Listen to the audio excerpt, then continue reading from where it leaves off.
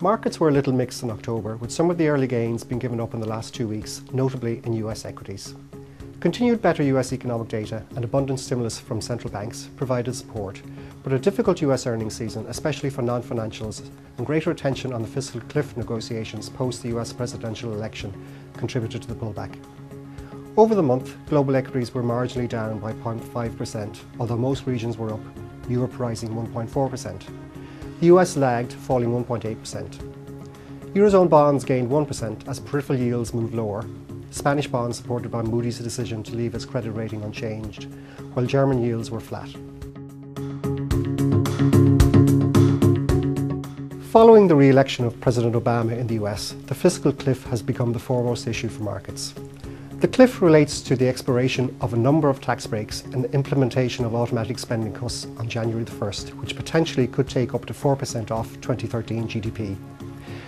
The two main parties have different views on managing the budget. The Democrats favouring higher taxes on wealthy individuals, while the Republicans favour cutting spending on entitlements. Comments from leaders of both sides indicate willingness to compromise, while remaining intransigent on key policy areas. Failure to reach an agreement has given rise to uncertainty and nervousness in markets. Eventually a deal is expected, which should limit the impact on GDP to around 1% through concessions by both parties and extensions of some of the existing arrangements.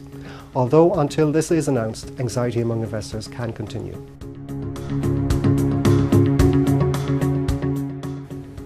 In Europe, the ECB's bond buying plan has removed tail risks associated with the sovereign crisis. Spain, however, has continued to delay application to activate the programme, but is still expected to do so. While progress has been made in Greece, with the package of austerity measures and 2013 budget having been approved by Parliament, there is disagreement between the Troika members over the nation's future path towards debt sustainability. The release of the next tranche of bailout funds for Greece is expected before the end of November, with a final agreement between the Troika members also likely, which should reduce recent tensions in markets.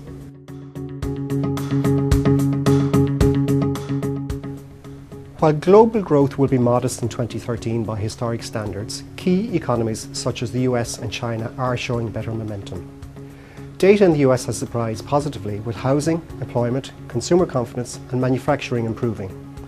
While Hurricane Sandy will cause some distortion with an initial negative impact of about 0.3% on GDP, the rebuild effort can offset this so that the overall impact could be a small net positive. Chinese data has shown signs of bottoming as exports, manufacturing, retail sales and fixed asset investment have all rebounded. The UK exited recession in the third quarter, although fourth quarter performance could be more modest. European data, however, has deteriorated in recent weeks following signs of improvement in late summer, although forecasts suggest marginally positive growth in the Eurozone for 2013. In Japan, third quarter GDP contracted by 0.9% quarter on quarter, and the Bank of Japan has responded by increasing monetary stimulus.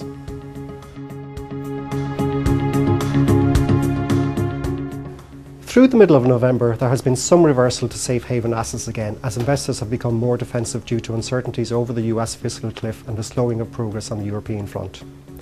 German and US bond yields have fallen around 10 basis points, while Spanish yields have risen about 30 basis points and global equities are down about 2.5% month to date.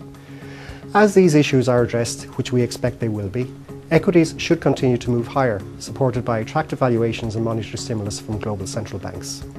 The trend towards higher bond yields in core Eurozone markets and lower yields in peripheral markets should also begin to reassert itself.